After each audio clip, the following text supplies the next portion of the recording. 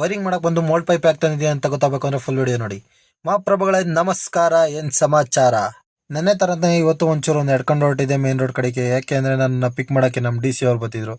ಇದ್ ನೋಡಿ, ಯಾವಾಗಲೂ ಬಚ್ಲು ಮನೆ ಆಗಿದ್ದಂಗೆ ಆಗಿರ್ತೈತೆ ರೋಡು. ನಮ್ಮ DC ಅವ್ರು ಬಂದ್ರು ನೋಡಿ, ಪಿಕ್ ಮಾಡ್ಕೊಂಡು ಹಂಗೆ ಬಿಲ್ಡಿಂಗ್ ಹತ್ರ ಹೊರಟಿದ್ವಿ ಕೆಲ್ಸಕ್ಕೆ.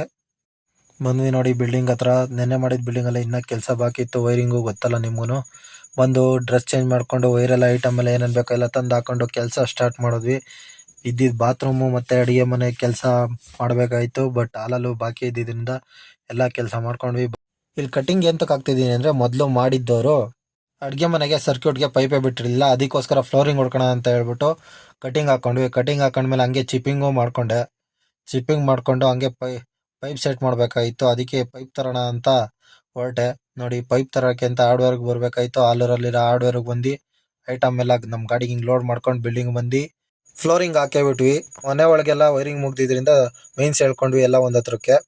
ಎಳೆಯೋ ಅಷ್ಟರಲ್ಲಿ ಮಧ್ಯಾಹ್ನ ಆಗಿತ್ತು. ನಾವು ಊಟಕ್ಕೆ ಅಂತ ಹೊರಟಿ ಊಟ ಮಾಡಿಕೊಂಡು ವಾಪಸ್ ಬಂದರೆ ನಮ್ಮ ಭರತಣ್ಣವ್ರ ಮನೇಲಿ ಕರ್ಟನ್ ಹಾಕಬೇಕಾಯಿತು. ಅದಕ್ಕೋಸ್ಕರ ಕರ್ಟನ್ ಹಾಕೋಕ್ಕೆ ಎಲ್ಲ ಓಲ್ ಹೊಡ್ಕೊಂಡು ಡ್ರಿಲ್ಲರಿಂಗಲ್ಲಿ ಹಂಗೆಲ್ಲ ಫಿಟ್ ಮಾಡಿದ್ವಿ. ಈ ಥರ ಫಿಟ್ ಮಾಡಿದ್ವಿ ನೋಡಿ ಎಲ್ಲ ಕರ್ಟನ್ ಹಾಕೋಕ್ಕೆ. ಅಲ್ಲಿಂದ ಆಲ್ರೆಡಿ ಮನೆಗೆ ಹೊರಡ್ಬೇಕು ಅಂತ ಹೊರಟ್ವಿ. ಮಳೆ ಬರ್ತಿತ್ತು, ಅದಕ್ಕೆ ವೆಯ್ಟ್ ಮಾಡಿ ಹೊರಟ್ವಿ.